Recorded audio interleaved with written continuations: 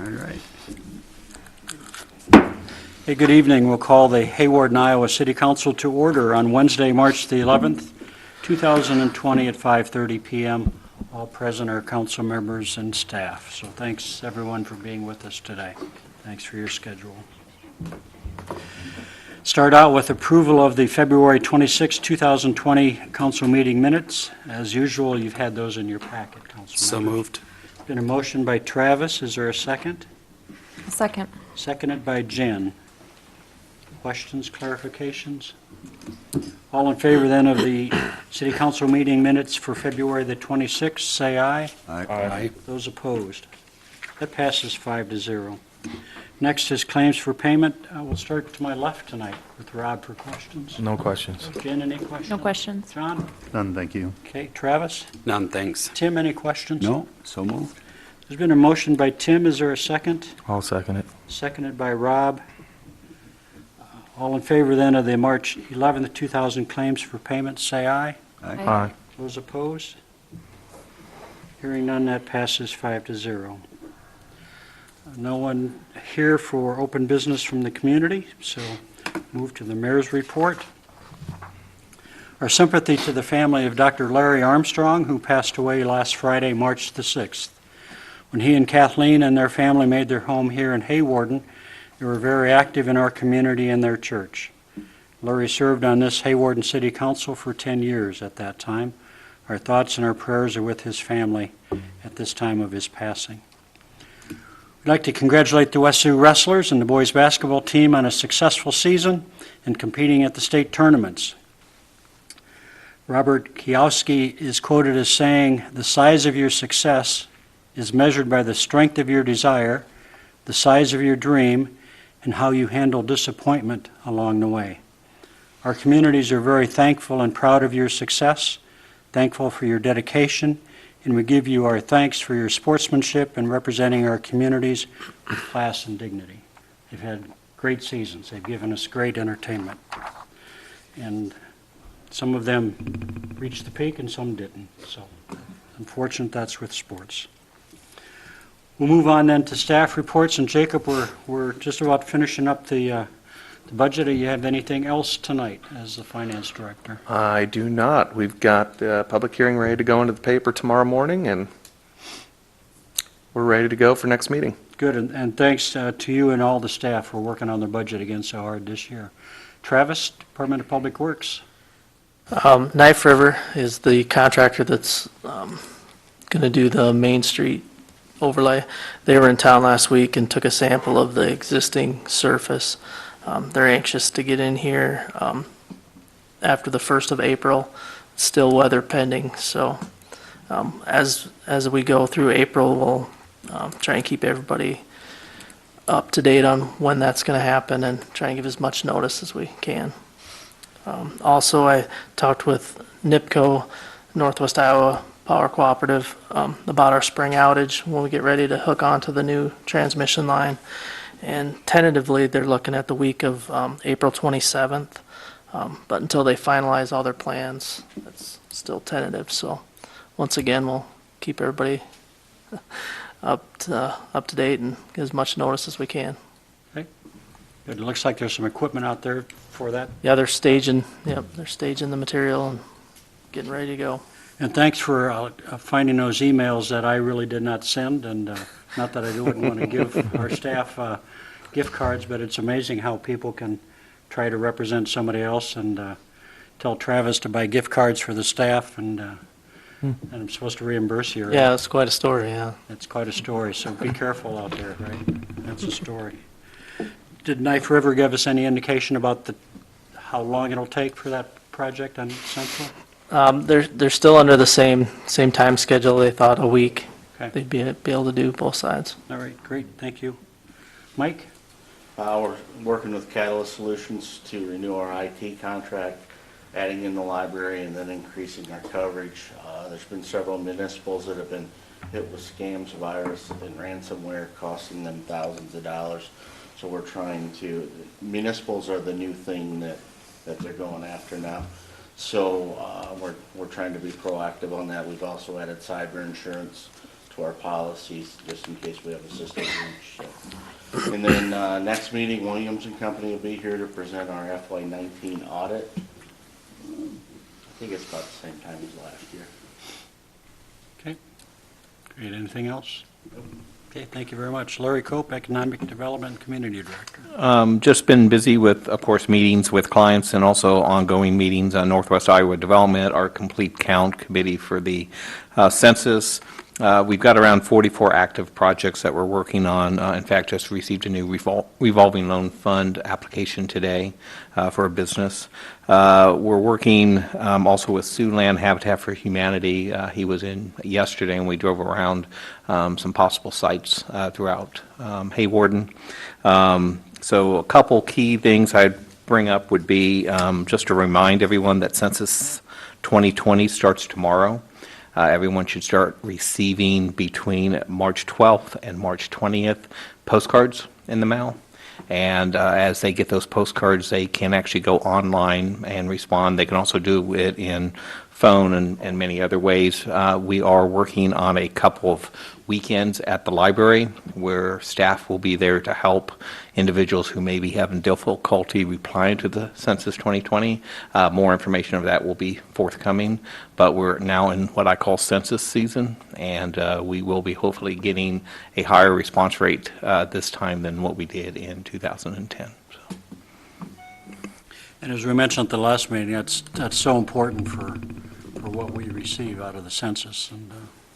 And also along with that, said that, you know, there's people out there, again, scamming, pretending they're being census people to get social security numbers and things, so you got to just be aware. Census people have the identification. You can do it online, so that's a great benefit. Thanks for your work, Larry. Corey, Chief of Police. About the only thing contacted by the Iowa Department of Public Health, obviously with the COVID-19 scare for everybody. The only thing that they're recommending, if it does happen locally, is we'll practice what they call social distancing, maintaining a 6-foot bubble around any people. And if you do have the symptoms, self-contained. I think we have 700,000 test kits in the state that, you know, if we really feel that you need to be tested, they can do that. Other than that, it didn't sound like they were too worried about it, which was kind of reassuring. But other than that, I'll yield my time to Jim. I know he usually is pretty windy. I do need that. I'll pass it on down. Jim, we're ready. I'll pass it on down the line. You're done already. Wow. Thanks for the quick report. Concise. It's always good when legal is quiet. Move on to any council comments or questions of staff before we move on. Council's quiet too. Okay, I'll quit talking because we're going to move on to Chris and Scott. DNR presentation for the new FEMA flood maps. So welcome, and thank you for being here to give us some information. You're welcome, Mayor. My name is Scott Ralston, and I'm the floodplain mapping coordinator for this Iowa DNR. I've got 37 years of experience and started in the fall of 2009. And at that time, the DNR signed a cooperating technical partnership agreement with FEMA, Region 7 in Kansas City. So we work very closely with FEMA. And the state legislature charged the DNR after the 2008 floods to map the entire state of Iowa with new digital flood insurance rate maps. And those are the firms that we're working on right now for Sioux County and other counties. Just to give you a little context, my colleague Chris Colley here is going to present a flood risk discussion for the city of Hawarden. But before that, I just wanted to put this in context as far as the rest of the state of Iowa. After the 2008 floods, which devastated much of eastern Iowa, there were 85 of the 99 counties that were disaster declared, presidential disaster declaration. And we received a $15 million grant at that time from HUD, Housing and Urban Development. That grant was part of a $640 million grant that came from HUD for flood recovery. And $15 million of that was set aside for floodplain mapping. So we initiated our floodplain mapping program in 2009. So for the last 11 years, we've been busy developing flood insurance rate maps for every county in Iowa. And it just turns out that the northwest part of the state, which is where we are, it's sort of got a little less emphasis because there were 14 counties in Iowa that were not disaster declared. And this is in a group of counties up here with Sioux, Woodbury, Plymouth, Monona, Crawford, and Clay counties. Those are the 6 counties that we're working on now. And so we're busy trying to conclude those counties. So we were self-funded for the first 9 years of first 7 years of the program, basically, until fiscal 2016, at which point we started receiving grants from FEMA. So in 2016, we received a $5 million grant, and this was after the $15 million had been expended. And so there's 41 counties in more the central part of Iowa, and then 6 counties up here in the northwest parts, for a total of 47 counties. So we've been working on 47 counties, taking these flood insurance rate maps from draft products through effective products. And Chris will get into more detail about the particulars of Sioux County. But basically, starting in 2009 or so, we flew the entire state of Iowa for LIDAR, light detection and ranging. And this is extremely accurate terrain data, and that's really the core of our floodplain mapping program, because you have to start out with good terrain or elevation data to get good maps. And so this LIDAR was flown in the state of Iowa. It was about $4.5 million between several public agencies that paid for that. And we were, at the time our LIDAR was collected about 10 years ago, we were one of about 3 states in the United States that had statewide LIDAR.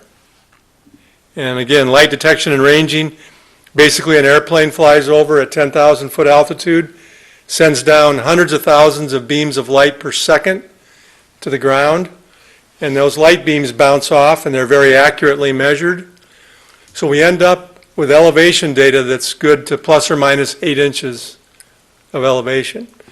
Compare that to the old maps that were used to create floodplain maps, and they were basically plus or minus 5 feet. So 10-foot interval maps have an accuracy of about plus or minus 5 feet. So we're getting elevation data to plus or minus 8 inches, and even better than that on paved surfaces. So we embarked on this program that many years ago, and we come to the point now where we're closing in on the last few counties in the state of Iowa. And that's just a little bit of history on our floodplain mapping program. I'm going to hand it over to Chris now, and he's going to go through a discussion of flood risk in Hawarden, Iowa. Thank you. We will have a PowerPoint up on the television as well. Okay. I really want to thank Mike and Travis for inviting us here. We've been talking to them for quite a while about what's going on in Hawarden. If you want to go to the next slide here. This is the outreach we've had already with the city of Hawarden and Sioux County. So we had a local levy partnership team back in 2018.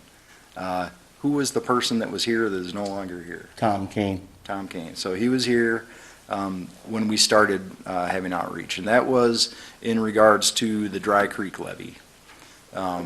And I'm not sure if you folks are aware of the PAL that was signed, the Provisional Accredited Levy Agreement that was signed by the city and FEMA to get that levy accredited.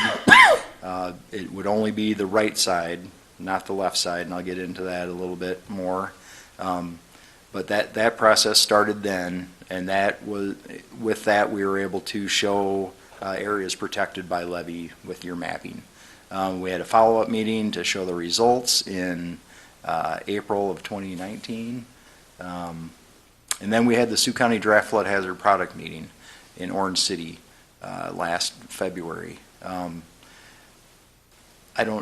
You were all invited to that, I'm sure. I don't know who all showed up. Did you show up for that? I don't know. We talked to you I don't so remember much that one. already that it wasn't a surprise for you that you were seeing this sort of thing, but that's where we rolled out the first draft of our mapping. And we asked for comments at that point from people for grading projects that are in the floodplain, or people that have raised their houses, that sort of thing. We don't want people that have done all the work to have to go through more work to get it taken care of after the mapping goes effective. So that's why we have this draft flood hazard product meeting. And in that, we enable people to make comments online to the mapping. Like I said, we'd talked to Mike so many times before, his comments we already knew. And then we had a flood risk review meeting, this would have been last December, to look at the results from the Sioux River, the Big Sioux River that was restudied, and the Dry Creek stream that was restudied. So then we've been, after the FRR meeting, it's a roughly 30-day comment period following that we try to get everything wrapped up. And we've been receiving a lot of comments. Mike has been really looking out for the city, Mike and Travis both, trying to get this right for folks. So you can go ahead to the next slide here. Here's a little bit more of that. The grant that Scott went through, the red streams are the ones that were restudied for the city of Hawarden. These are detailed studies. There's a difference. There's an approximate zone, and there's a detailed study. Detailed studies, they save for where there's risk, where there's people, where there's businesses, that sort of thing. So that's why Dry Creek and Big Sioux were already detailed studies before we even showed up. And you guys have had some history at Dry Creek as well. The rest of the county is A-zone. There's a cost difference between the two.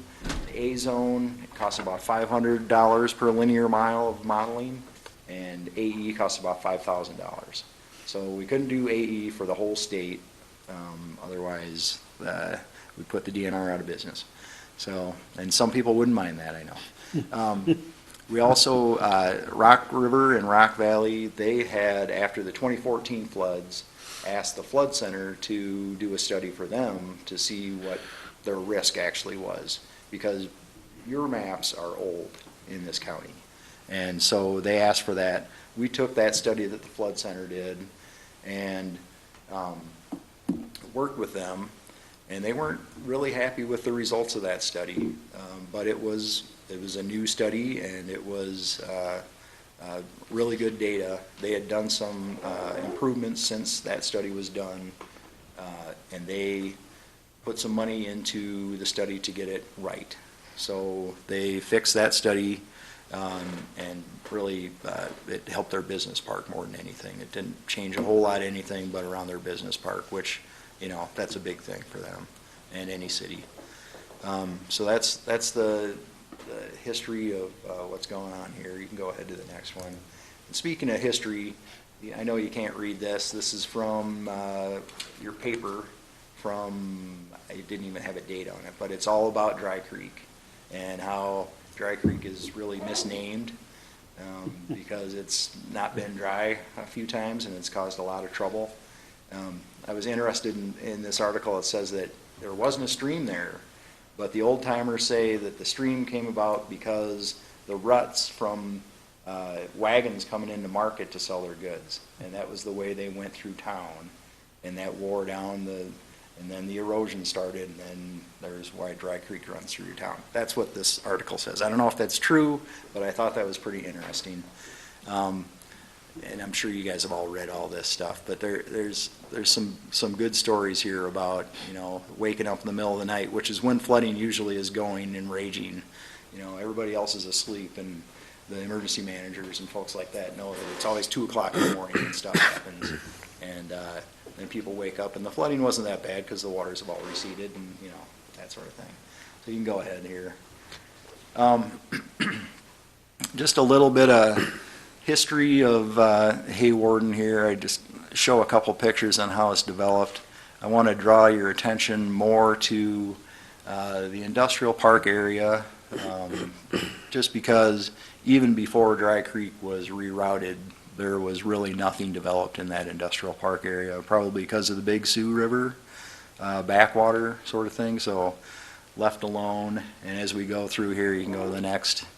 There's just, of course, nothing's collected in 1940s because people were over in other countries collecting photos at that time for the war, so we have the 50s, and not a whole lot has changed here. A little more growth, but still nothing to the south of town there in the industrial park area. You can go to the next. Again, this is just illustrating as the city grows, nothing is going south. You can go on to the next again. So in the 70s, that's when the Dry Creek levee showed up. And this is intentionally designed for the left bank to be 3 foot lower than the right bank. It's an emergency release valve. So when the water is really going, it's not going to come into town. It's going to go south. That's by design, by the Corps. That's what we're working to get accredited, is the right side that is actually high enough to provide the freeboard and everything that you folks have. It was rehabilitated in 2015, is that right?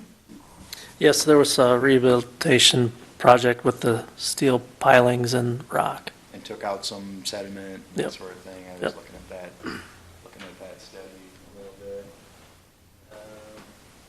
Yeah, if you hit next here, it'll show the area that's protected by levee because of the PAL that's being worked on right now. So all that pink, without that levee being accredited, that would all be A-zone mapping.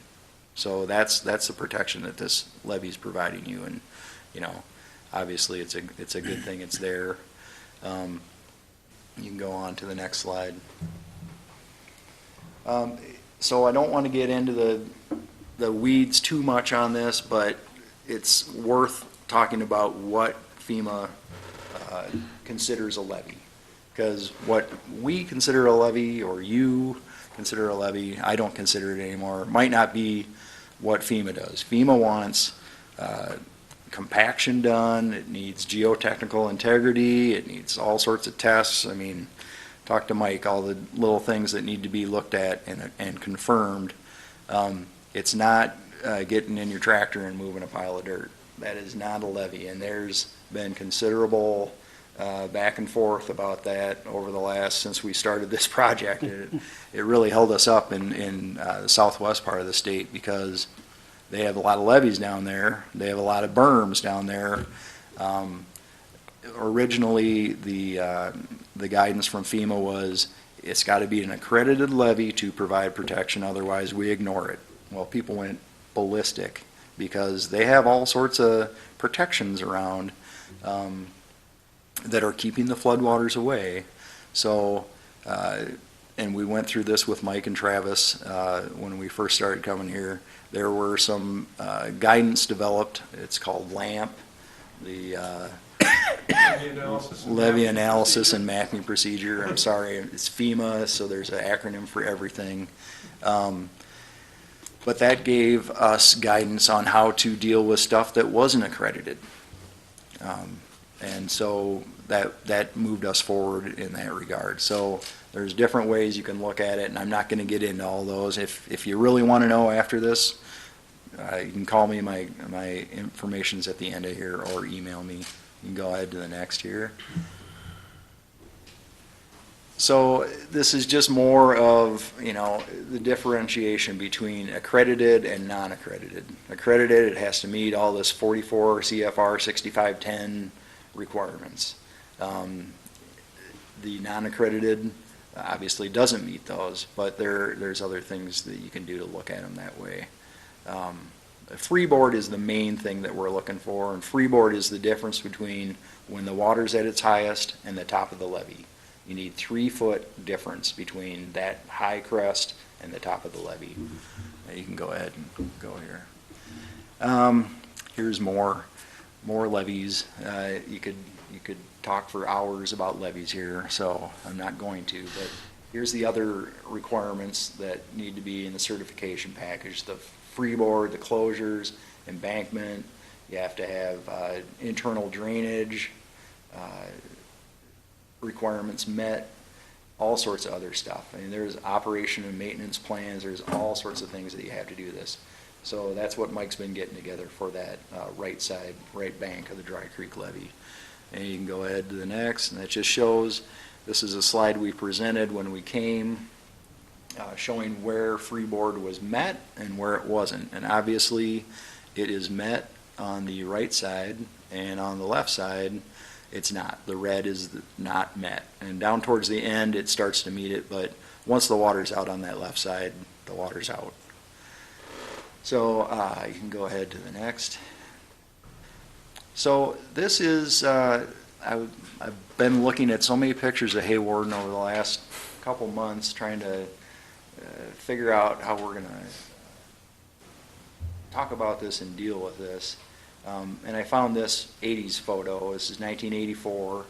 And you can see the backwater. If you go ahead and do the next, it'll zoom in on that. See the backwater in Dry Creek. That's all backwater from the Big Sioux River. That was a 25-year flood event. We determined by looking back at USGS gauge records. So the flow for that would have been a 25-year event, and it was there according to the Avenue D plan that you folks sent for 12 weeks. That was backed up like that. So pretty big pain for all the folks around there, I'm sure. After that, in November of 1984, we get our Avenue D improvement plans, and that's when the flap gate came in. The flap gate is not a levee. That's why I was going through this whole levee discussion.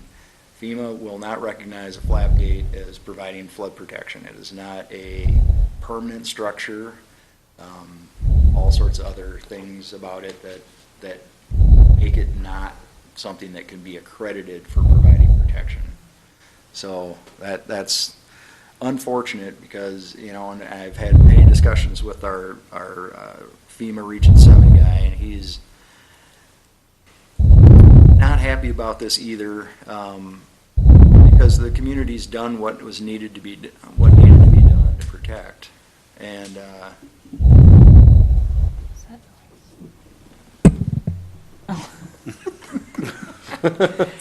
the community did what it needed to do, and still FEMA doesn't recognize it. And so, you know, we've had a lot of back and forth with this, and it's just not, it's nothing they're not gonna budge on it, because they'd have to do it for many places across the country, and it's just not gonna happen. So you can go ahead to the next slide here.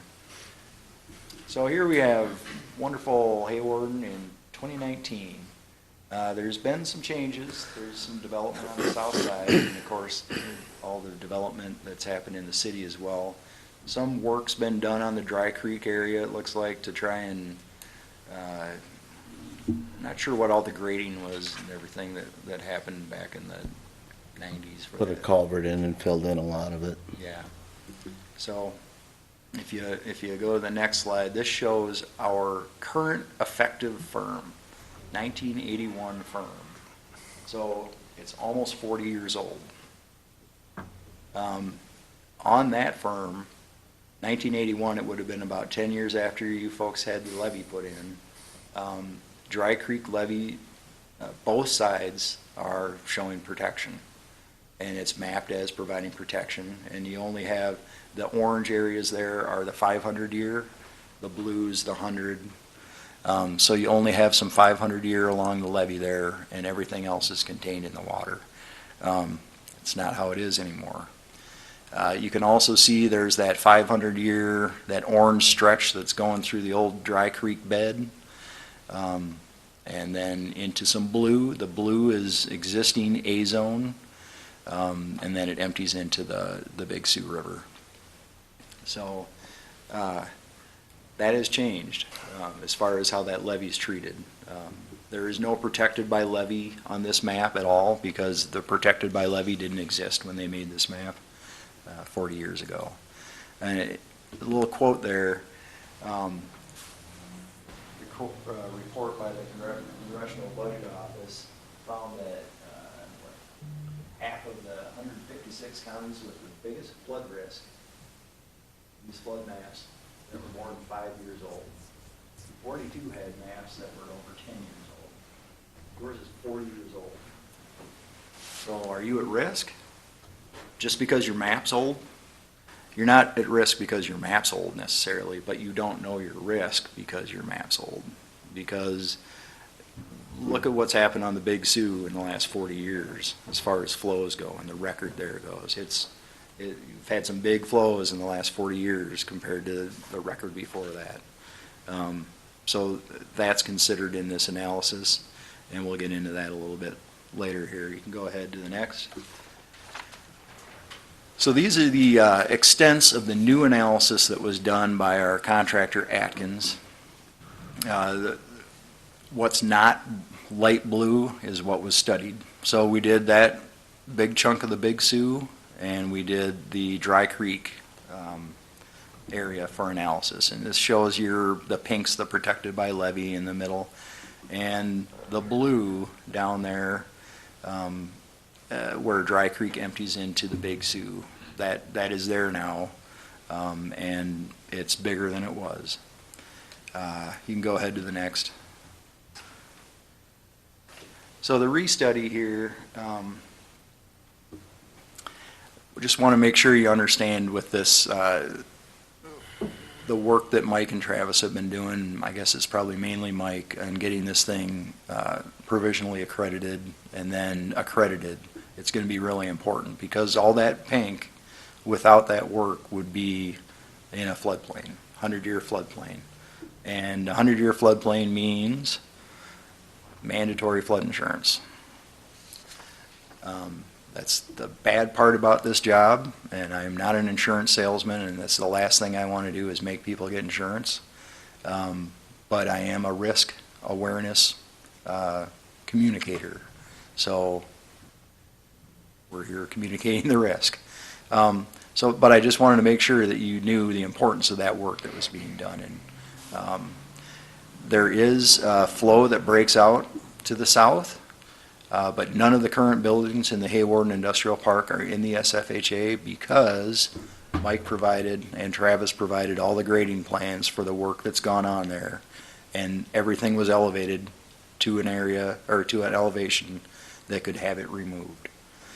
So future development, you'll have a BFE to go off of at least. The maps that you have right now, you would call our floodplain permitting folks at the DNR to get a BFE determined.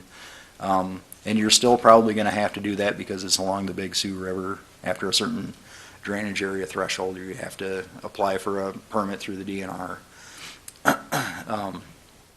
But currently what you have there is good. So that's good for those folks at least. They don't have to worry about insurance requirements or anything like that. You can go ahead. So representation of levies on firms, it's only started since the 80s. Yours might have been one of the first ones. Since the mid-1980s, FEMA's required certification that a levy provides protection. I don't know that yours was certified as providing protection necessarily. I think it was just mapped that way, and they maybe didn't have the protocol for this developed yet, because this is mid-80s. Yours is 81, so it might not have been there.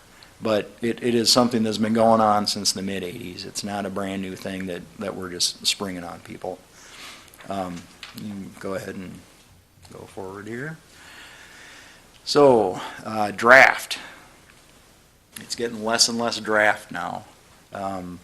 Because we're getting ready to issue the preliminary maps at the end of April. What does the preliminary map mean? The preliminary map starts a time clock of due process and other requirements that are needed to make a preliminary map an effective map. That will be in April 30th, I think, is the preliminary issuance date, and we will be either via webinar or out here having a CCO meeting for Sioux County. It's a Coordinating Consultation Officer meeting, another acronym. That will be in Orange City. You'll all get invited for that. It'll be about 60 days probably after the issuance of the map. Some things to note here. It's really fine print, but I know that, like, with the 1% annual chance for the Big Sioux River, the flow rates are 17% higher than what was used 40 years ago. So that means that the river is going to inundate more. The flooding is going to inundate more. So 17% higher, that's a pretty big difference. It's also depth. Flatgate, as I said before, cannot be recognized as a flood control structure. And, you know, while it's worked, and it's worked for you guys well, there's no guarantee that that thing will work. Is it going to get stuck? Is it going to get a log jammed in it? Is there going to be something that keeps that thing from closing? Probably not, but we still can't recognize it as actual providing protection. Now, if I had a pointer, I'd point out there's two neighborhoods here that are pretty hard hit by this map. The Frog Pond area, you can see down there, they had never been mapped before as in the map. And then you'll see the old Dry Creek bed area. If you zoom in, or if you go to the next slide, I think I have a DEM shot. So this is the digital elevation model. This is what was taken from the LiDAR. And you can see the highest elevations are the whites and the dark brown, whatever you call that, the building up there. As you go down, the lowest is the blue and the green and the yellows. So there is a bowl there down in that area. And if you go to the next thing, that shows that's why that area is inundated. That's why that shown is inundated. Now the red cross-hatched area, that's protected by levee. The orange area is 500 year. The blue cross-hatched area is the backwater from the Big Sioux, and that's the 100-year flood. So that's the mandatory flood insurance stuff. You can go ahead and move forward here. Now we've been working with Mike and Travis to try and figure stuff out. Have you told them any numbers on possible structures affected? Anything like that? Do you want to tell them? No, right now we're looking at possibly 125 properties that are going to be affected by the new flood maps. 125, I thought it was 70. 70, but then we were counting other properties that didn't necessarily have a home, but were properties Oh, okay. that might have had a shed or a garage or So the flood insurance is only for your Homes. primary residents. right. So we know we got at least 72 actual homes that are affected, and that's is that counting the businesses? I don't think we No. counted Iowa Lamb or Superior Farms or Hayward Machine, things like that. One of the conversations that we had with these two was Avenue D, that was designed for flood protection. And it was, but it does not meet the freeboard, and that's what I'm showing in that graph there. The orange line is the surface of the road, so it goes up and down as it goes along.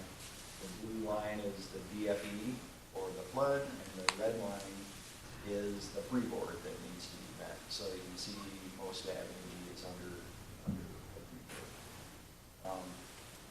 So that can't provide protection. We were trying to go that route as well, and it did not pan out, unfortunately. Go ahead and go forward here. So our schedule forward is to issue the preliminaries and have the CCO meeting. The projected effective is March of 2022. We're working with Mike and Travis to get them information for it seemed like there was a good chunk of those 70, maybe 30 or so of them that were really close. And might be able to get a survey done and get out entirely, or do some earthwork around their home. We gave them kind of the houses that had the best chance of doing that sort of thing. Some houses, you know, the wood's right on the ground, and other houses have a big chunk of cement before the wood starts. Well, those folks can fill. They can do a lot of fill around their house and potentially get out of this before it happens. The other ones that don't have any room to do it, I guess we'll have to talk to them about their options. The important thing here to remember is that we have until March of 2022 before this goes effective. So that's before anyone would get insurance requirements. There are ways to save money for these folks if we can't get them out of the floodplain. It's called a preferred risk policy or a grandfathered policy. If they are not currently in the effective map in the 100-year floodplain, they can get flood insurance for like $300 a year instead of the $2,000 a year that'll, $1,500 to $2,000 that the A zone costs. You can get this X zone rate, and you do that about 2 months before, so you can wait until January of 2022 before you have to get insurance. But get that insurance before this goes. You'll get that X zone rate. And there's going to be an annual increase of no more than 18%. It's been less than that.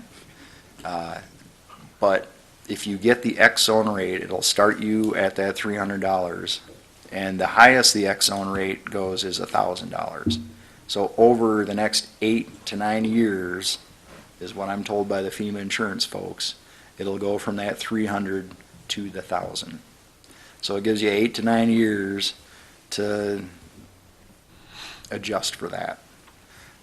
If you wait until after the thing goes effective, you're going to be an A zone rate, and that's considerably more. The X zone rate, if you get a flood insurance policy with that home, it stays with the home. So when you sell the house, you can transfer that policy with the home and maintain those same rates. But there can't be a gap in the coverage.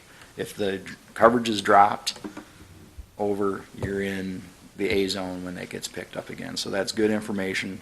When we come out for our CCO meeting or webinar, we will have a FEMA insurance specialist with us that can give all sorts of other information about insurance and that sort of thing. But the main thing is, for the folks that aren't going to be able to get themselves out, they will want to get the X zone rate policy before it goes effective, because it's going to save them a lot of money over the next how many years. And the highest they would ever go if they get that X zone rate is the X zone rate, if they get in there before it goes effective. If they get in there after, it's about double to start with versus the $200, and it maximizes at $1,000. This will start about $1,500 and potentially go up. So that is a really important point to make for folks that are going to be required to get insurance, that are going in for the first time. If you're already in the A zone that was going through there, you already have insurance. If you don't own your house outright, if it's a federally backed loan, you are required to have that insurance. So those folks will be able to just continue to have their coverage, and their rate will stay what it is. It's not going to go up to this new rate because they're already in there. It gets grandfathered. So staying ahead of that is good. The next is mine and Scott's contact information. I know you folks probably have questions, so I want to give you time to ask questions, and I want to encourage you to email or call us with questions, because we don't want to pull anything over on anybody. We want you to have all the information that we can possibly give you so you can make decisions going forward. So don't hold back, because Mike and Travis will tell you, I don't always answer my phone, but I usually do. And emails I'll always answer. So if you folks have questions, please let us know. And right now is fine too. The meeting that you're going to hold, do you do that just in one spot, or could you do it in a town that's impacted like ours? You know, you mentioned Orange City, are they impacted like we are as our They are not. citizens? Or? They are not. And we've talked about that, and that might be something that we've considered that, and it might be something we do where we have, on the same day, we'll have a public open house here as well. Yeah, the Something CCO like meeting that. is for the entire county. So the CCO will be at Orange City, but the public open house, maybe we have one in Orange City, and maybe we have one here at the same time, because there's 70 residents affected at least. I don't want to have 70 people driving to Orange City Right, that'd be a, this coming. yeah, that'd be a great help, I think, for our citizens. Yeah, and Mike and Travis both suggested that as well, because, you are not the only city that this has happened to. You are one of few cities that this has happened to, luckily. Unfortunately, it's your city, but Manchester, we took 220 houses in. Yeah, yeah. several years ago. And that was really unfortunate. 5 open house meetings with their citizens. And to try to, and unfortunately and fortunately for us, the city manager had a bunch of photos that backed up all of our modeling. And, people that just bought their houses found out, oops, that Given the sort of thing. COVID-19 situation, we may not be having the open houses. Sure, yeah. I want to. Yeah, because it's a good way to, FEMA does not require the open houses, but we have kind of made it a requirement of our own, because people want to come out and look at the maps. We want to be able to communicate the risk of this and everything as well, but people want to come out and see their property on it and get reassured about what's going on, ask questions about insurance, that sort of thing, and that's what those public open houses are about. There's no presentation. It's 3 or 4 guys sitting around, or gals, or whoever, sitting around answering questions for the people that come in. So, And I have 2 other questions, too. You mentioned that then an individual home could do something to rectify their, lack of a better word, rating in the flood zone. yeah, so the good thing about this mapping is that you will actually have an elevation that needs to be met.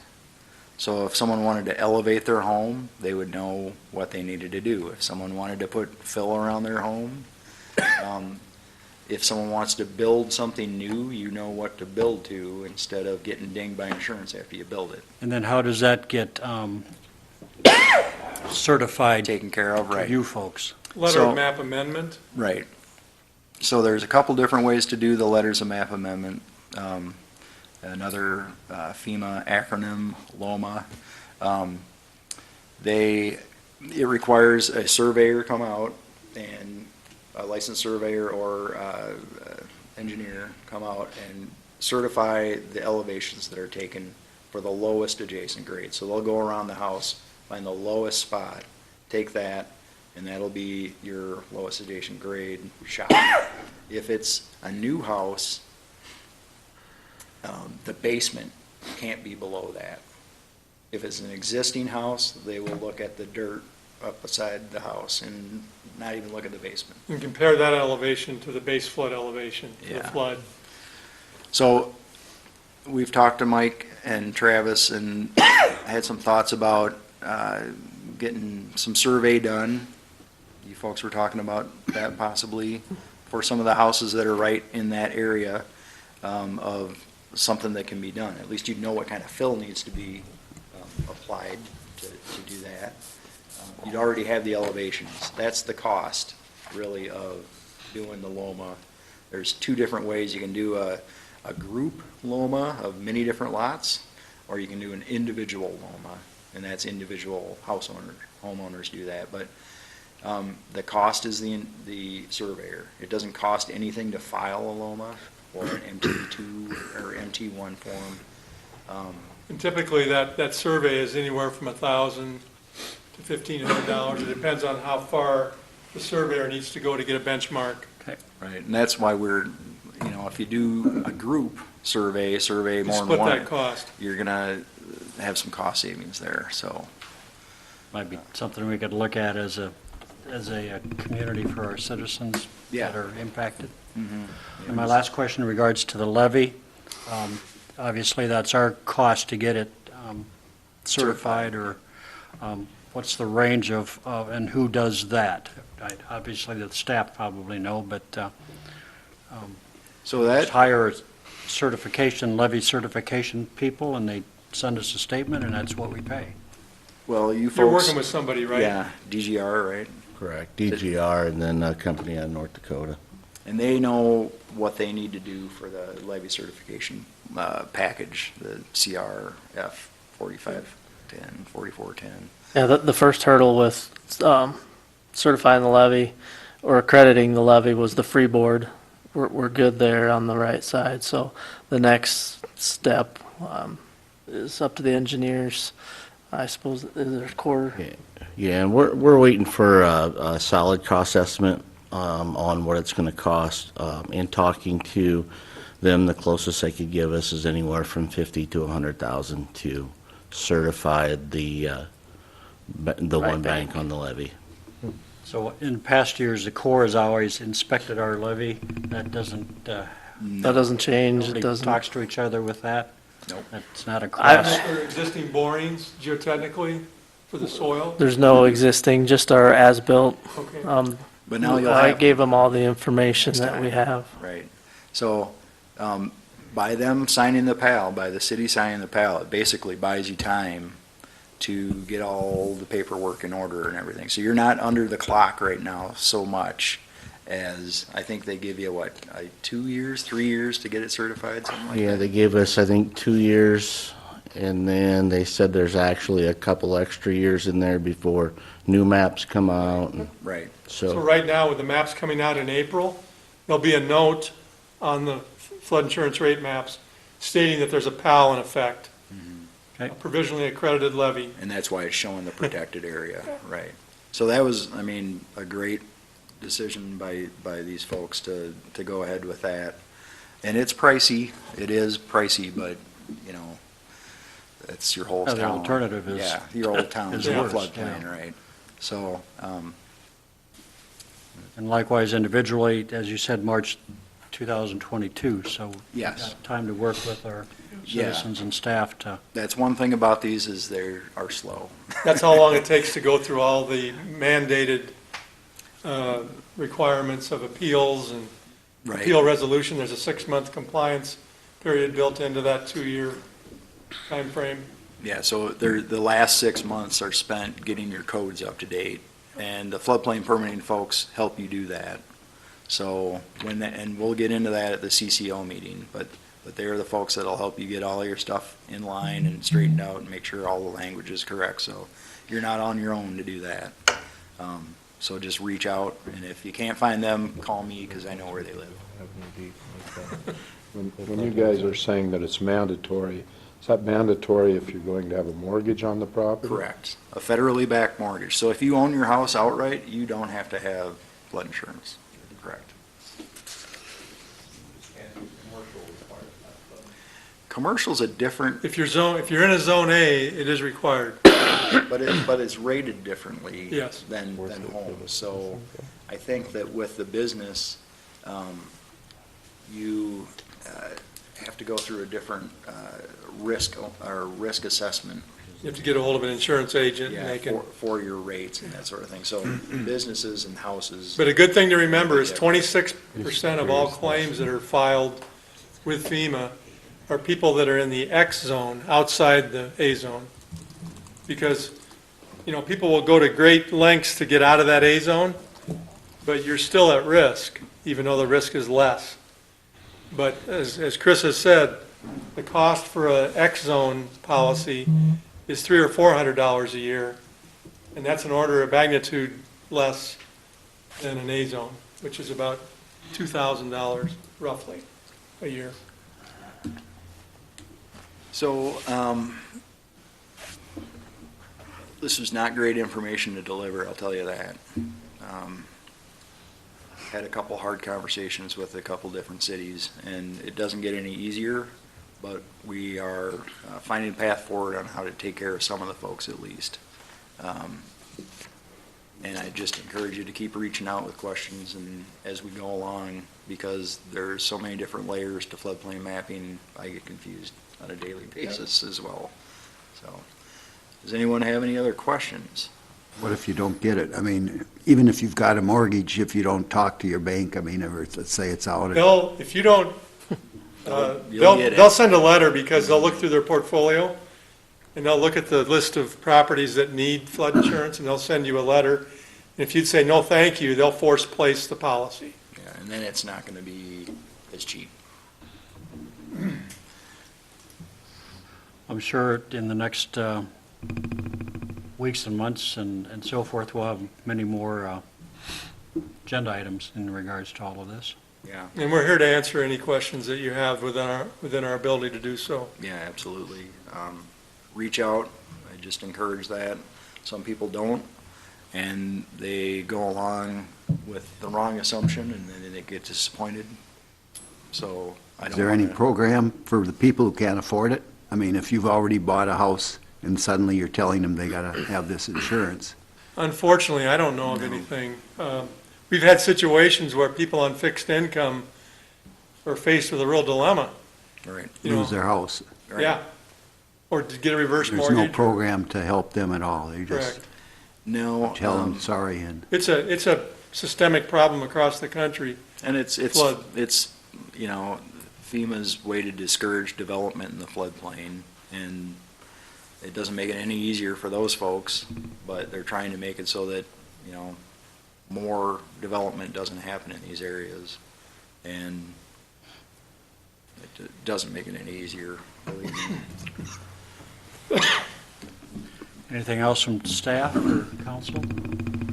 Scott, Chris, thanks for being with Thank you us. for the opportunity to speak. Yeah, to you. absolutely. Appreciate the dialogue, and we'll continue with that, I'm sure. Okay, Right. thank you Safe very journeys. much. Thank you. Yep, have a good night.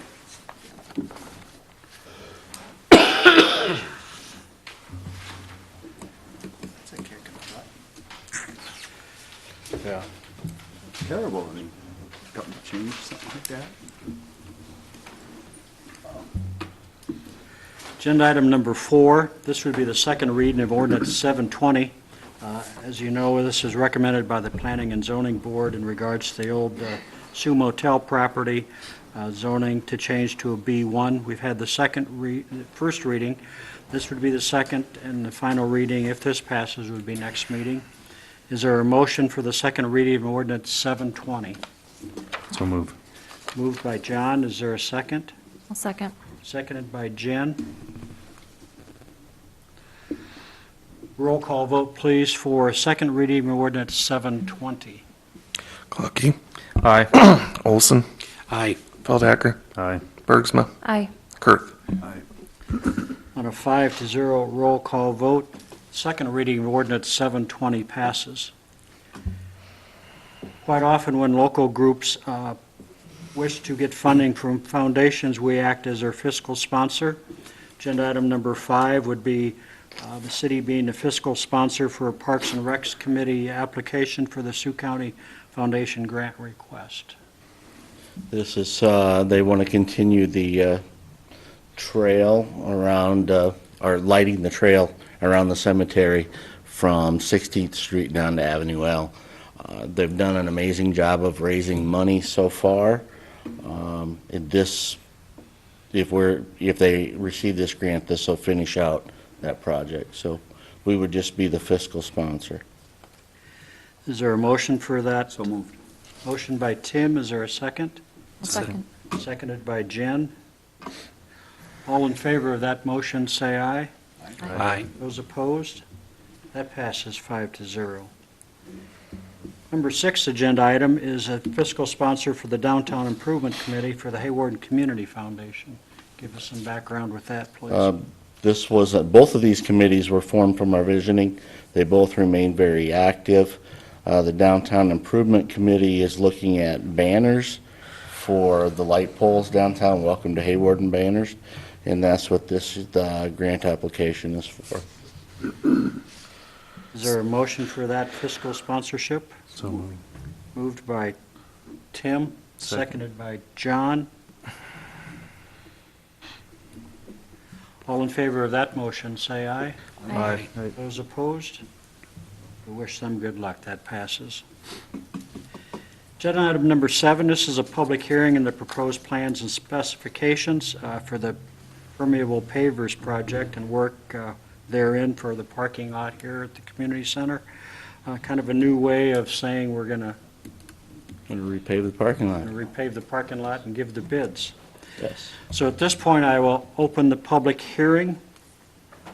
The estimated bid is $199,900, which was covered by the grant. Is that right, Mike? This total resolution and the amount are covered under grant funding from the sponsored project through our wastewater treatment loan.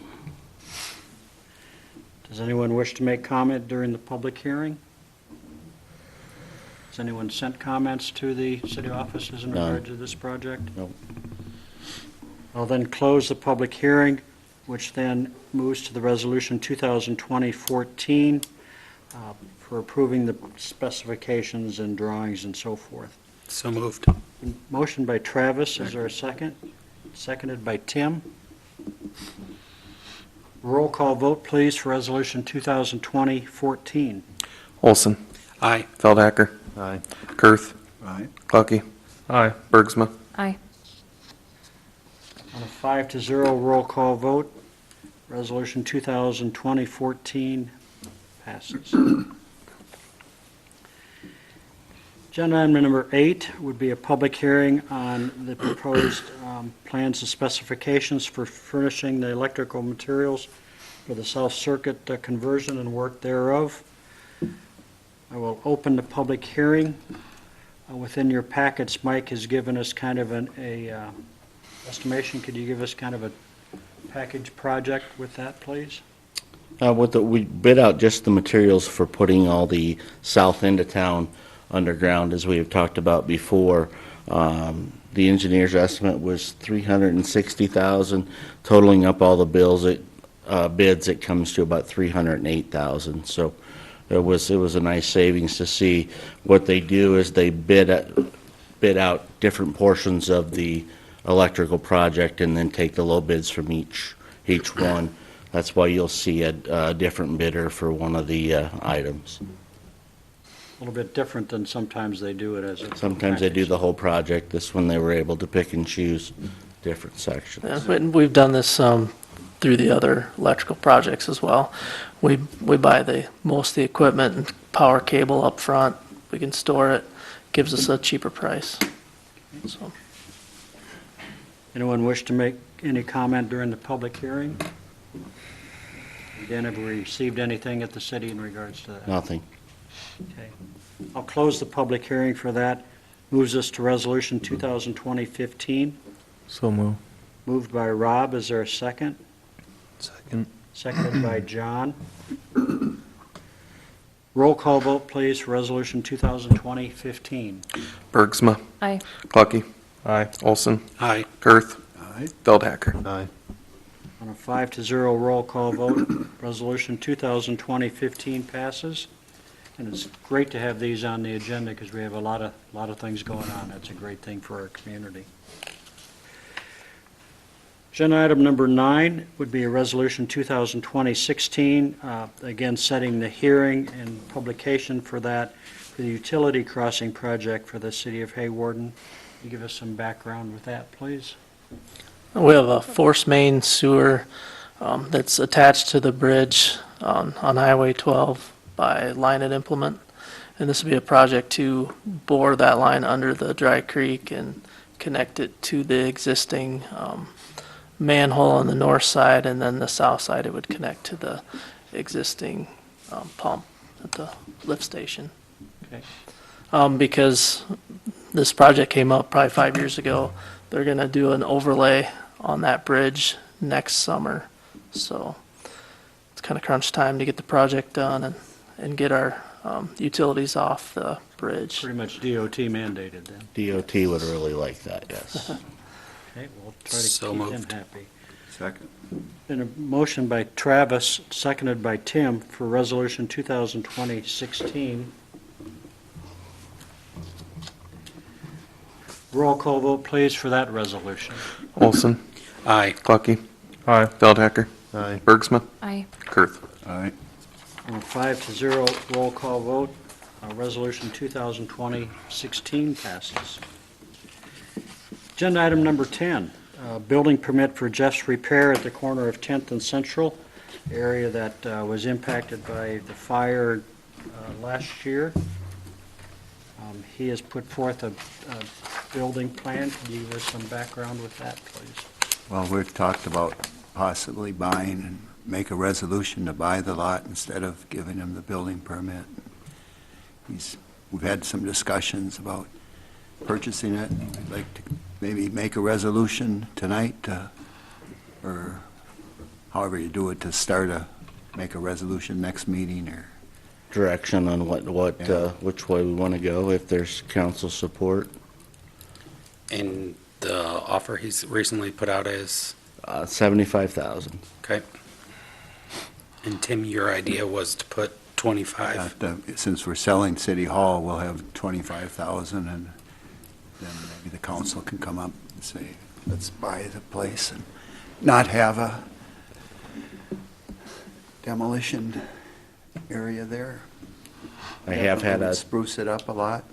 talk with Jeff, and he would still entertain the thought of selling it. The only thing he asked is if the city's interested in buying it, we either move on that or we move on his building permit. His insurance company is getting on him to get something done. They're still supplementing him some for losing his highway frontage, and so they want him to get moving on doing something. Does he have a plan in place if that lot were purchased by someone to put this somewhere else then? He has talked about building a new building then behind the old Heartland Motors building in that parking lot, possibly taking down the Quonset, but, nothing is in writing or, permit on that, because right now, his focus is on putting it on that corner. He's looking at putting up a 70 by 40 building on that corner. In your packet, there is kind of a conceptual drawing of what he would put up on that corner. Not sure what size or what kind of building, if he wasn't putting on the corner, he would put behind there. So obviously, if you were to pursue this building, it'd be right up next to Dollar General building and... Correct, yep. Since it's in a fire zone, he had to build it with materials that are at least type 3 fire rated, which is a 1-hour burn through. So we went back with the original plans and added all that in. I met with this contractor. I also talked to a building inspector on the materials, and they felt that the plan that he's presented now would satisfy those, the type 3 materials and building type he would need. Would that be required for any other additional buildings that go there? Yes, yep, because the downtown district's considered a fire zone by our code. Yep. And that's the minimum they need. Got it. So if that 75,000 is concrete removed, nothing else put down? Right. So you get Yep, he would pull up Dirt the old patch, concrete right. or have the old concrete pulled up, and that would be it. And I would be all in favor of putting grass there. Just because I don't think the city should have the liability for surrounding businesses and paving that parking lot for their use unless they want to That was help my with only that thought, cost. is Dollar General or any of those surrounding businesses interested in that lot for parking, or? You know, Seems so- like Dollar General, at least when you watch some of their trucks unload and things, at least now that that building's not been there, they, milk trucks or bread trucks or something kind of pull in there, and it's much easier for them to unload. They don't, not coming across the traffic way and, up the curb and those types of things for that, but. Right, and they haven't hit your building since, Well, oh, they 2 did months one ago, time, probably. didn't they? Yes, yes. They just It seem was either hit Porter's or Jeff's, I mean. yeah, they seem to think that we're not there sometimes, so. Jeff ever talk about a commitment to make any kind of a certain building at a certain place as part of the deal? Nothing beyond this, I've talked to council a couple of times on if we had an interest in pursuing that building, and there hasn't been, so he hasn't really made any plans farther than putting it there, so Maybe tearing down the Quonset. possibly.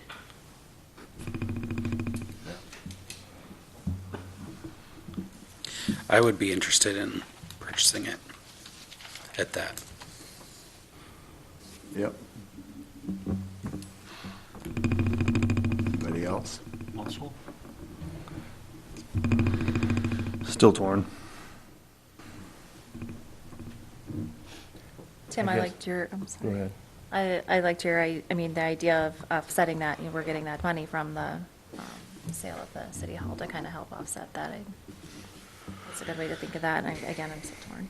And we'll have the property if somebody does come Yep. up with a Right. business that would fit in there. We could always, coffee shop or anything, or Subway. How many times have we talked about Subway in the last 10 years? Apparently, they're not coming to town, but I think the lot size has a lot to do with Yeah. that, but, I think it would be good, but I also think that, it'd be nice to, it's not be another property to maintain and own, if, depending on what we do with it, that if one of the, like Dollar General would be interested in it, it'd stay on the tax roll and they could, Well, but I'm just saying what I want to stop before he builds a building. And Right. we have another recycling area right there, because that's not we've got a chance now to improve the downtown, and if that isn't what the city council's project should be, is trying to put the best step forward for how our downtown looks. Recycling cars is just not the best attitude to have there. seems like there's a majority of council interested voice anyway. Jim, how would we, do we just table this approval and direct staff to, If you all want to buy it and without any conditions other than the concrete, I think you could just, we didn't really have it on the agenda though to buy it, did Yeah, I we? think you could just give direction, and then I can go back to Jeff and let him know that there's an interest, and we can start the proceedings at the next meeting. I think his thing is if they don't want to buy it, I mean, he was fully intending on building the building, getting the permit done tonight and starting. And in talking to him this week, he said, if they don't want to buy it or there's not enough interest, let's keep moving on the building permit then. gotta do one or two things, So- Right. Sounds like there's interest in our council to buy it, so we will not be approving then the building permit for Jeff's repair at this time. Table it, maybe. Okay, is there a motion I to? make a motion, we table it until we have a chance to visit with him about it. Okay, motion by Rob, is there a second? Second. Seconded by Tim. Thank you for the discussion. All in favor of tabling this item, say aye. Aye. Those opposed? So we'll direct staff to, again, talk with Jeff and then put something on our next agenda. 3 more items for approval. Pay request number 6 to Hogadoran Construction. This pay request is for $238,770, which leaves a balance of $1,329,657.37 left to finish the project. Is there a motion for the approval of request number 6? So moved. Moved by Tim, is there a second? Second. Seconded by Travis. All in favor of that motion, say aye. Aye. Those opposed? Passes 5-0. Project is going well, you've been out there lately, and It's going really well. good weather to continue on, and Yep. We're just hoping for a dry spring so they can take down one train at a time. And if we have too much rain, there'll be too much flow going through. So just hoping for a dry spring so we can keep going. we're hoping for a dry spring from what we've For- been talking about the first Yeah, agenda. not item, for too. just that, but, yeah. Exactly. Along with that, agenda item number 12 is approval of a change order number 3 in the amount of $776. An overview of that. We actually took off a few things. There was fire rated for overhead doors that weren't needed. So we got a credit of 4,000. 4,000-ish. And then in that meantime, there was actual additional work that needed to be done. Electrical conduit that was old and degraded, needed to be updated. So we were able to add that to the project at only a additional $776. Yeah, the pictures there, it looks like it's old and degraded Yeah. from what I saw in our packet. Is there a motion for the approval of the change order number 3? So moved. Moved by Tim, is there a second? Second. Seconded by Travis. All in favor of that motion, say aye. Aye. Those opposed? That passes 5-0. Corey, if you would give us an overview on the approval of the reserves officers to carry weapons, please. Sure, as with any new reserve officer, they have to go through the field training, they have to go through an actual firearms qualification course with myself as an instructor, make sure that they are familiar with firearm safety, and they have to actually complete a qualifications course that every police officer has to meet. And both Campos and Officer Arroyo started about January 1. They finished all of their training as far as field training, know the streets, and as of last week, we finally got them qualified on their firearm or service pistol. They've each gone through about 800 rounds apiece, practicing and getting everything up and going, and they're shooting not quite better than me, but it's making me, practice a little bit more. So all we need is council approval so we can send it off to the Iowa Law Enforcement Academy and they can grant them their weapons permit. And they're doing well with our department? They are, yep. They've gone to some wrestling meets and some basketball games and, just kind of gone different places, got to know the public, and which is kind of hard sometimes on that night shift, but they've done pretty well and shown some progression, so. Sometimes that night shift you find, never mind. Yeah, they've seen some interesting things so far. Is there a motion for the approval of the reserve officers to carry weapons? So moved. Moved by Rob, is there a second? Second. Seconded by John. All in favor of that motion, say aye. Aye. Those opposed? Passes 5-0. Corey, thanks for your work with those officers. We have no consent agenda items tonight. Nobody have any weddings or anything like that. Our next regular stated meeting will be Wednesday, March the 25th, 2020. I appreciate everyone's attendance and attention tonight and conversation. I'd entertain a motion to adjourn. So moved. Moved by Tim, is there a second? Second. Seconded by John. All in favor of adjournment, say aye. Aye. Those opposed? Hey, we're out of here. Thank you very much.